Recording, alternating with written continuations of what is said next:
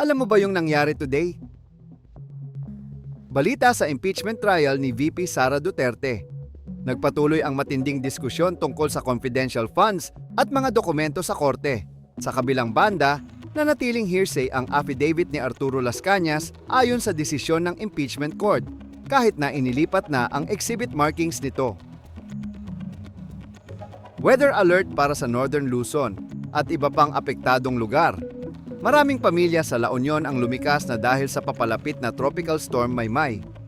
At ilang lugar sa norte ay nasa ilalim ng signal number 2. Bukod dito, maraming lugar sa Metro Manila, Calabarzon at iba pa ang nagdeklara ng class suspensions ngayong August 6 para sa kaligtasan ng mga estudyante.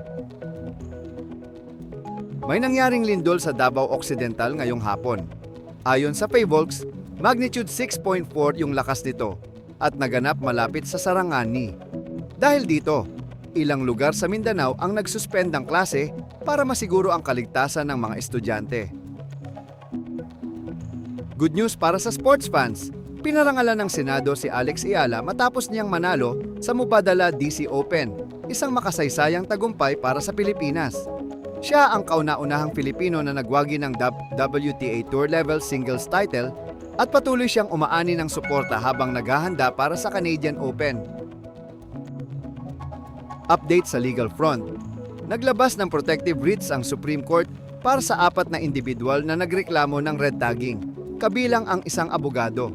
Kasama dito ang writs of amparo at habeas data para masiguro ang kanilang kaligtasan at karapatan. Mahalaga ito lalo na sa mga panahong may mga ganitong aligasyon na lumalabas.